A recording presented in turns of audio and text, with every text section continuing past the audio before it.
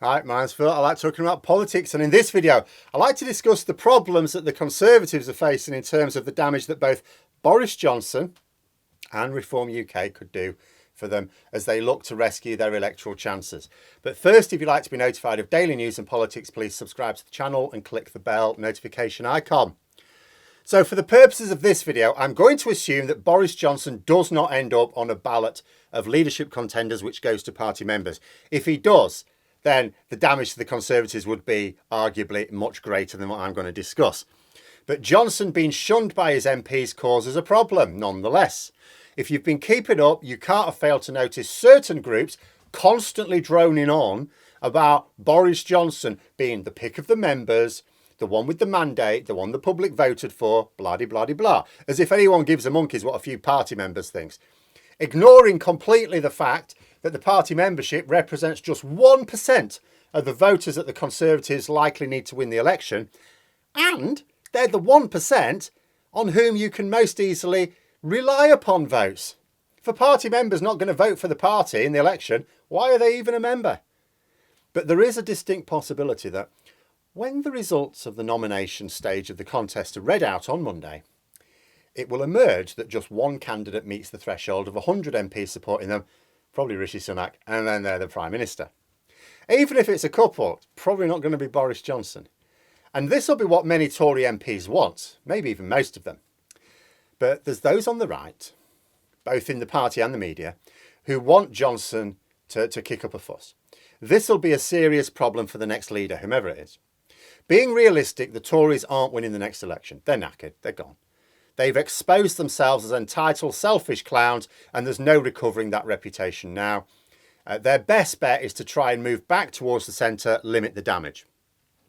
Not everyone thinks they've made a pig's ear of everything, and some would vote for a Muppet show of a Conservative Party over Labour if it actually looked like the Conservative Party was being the Conservative Party again.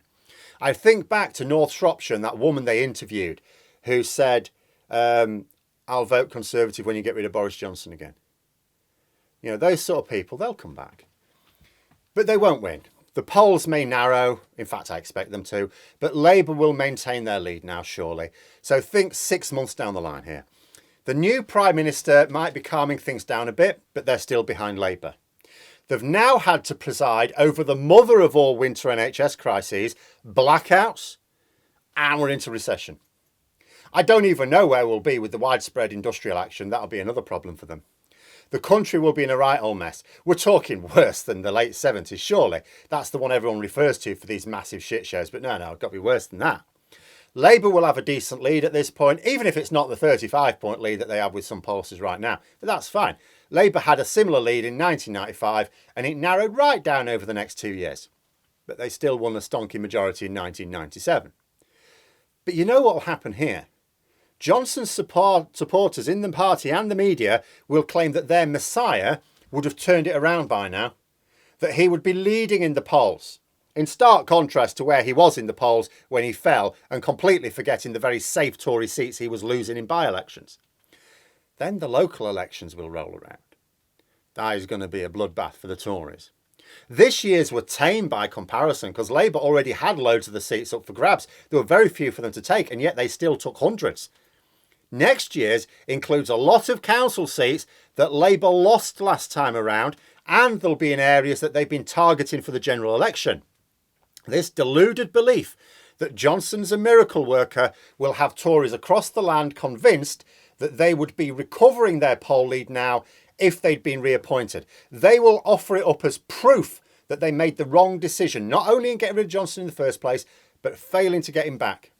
The actual Prime Minister will have nothing to fire back with because it's very, very hard to prove you're doing as well or better than a parallel reality.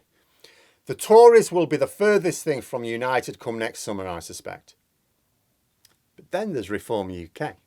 This is what the Brexit Party morphed into. It's been boasting this week of a huge surge in memberships. Their chair, Richard Tice, has even suggested some Tory MPs have been in contact about defecting to his party. That'd give him a big boost in publicity. And being honest, some Tories may think they've got a better chance of being elected under a different party banner than under the Tory banner next election. I mean, I'd normally be sceptical of anything Mr. Tice may say, but this is feasible. This could be a real problem. Remember that the purpose of the Brexit Party was to keep the Tories back in a hard Brexit when it was clear their MPs weren't keen. The threat was that if they didn't, Tyson Farage would take so many votes from the Tories that Labour would win the election. And that is what would have happened if the Brexit Party stood candidates everywhere as they'd promised. But they stood them down in existing Tory seats, allowing the win. Even standing them where they did saved Labour 20 to 30 seats by my reckoning. Take Labour's Yvette Cooper, for example, Shadow Home Secretary, who's tearing her opposite numbers in government apart. She'd have lost her seat if the Brexit Party didn't have a candidate in her constituency. Yes, they take Labour votes as well, but they take way more Tory ones.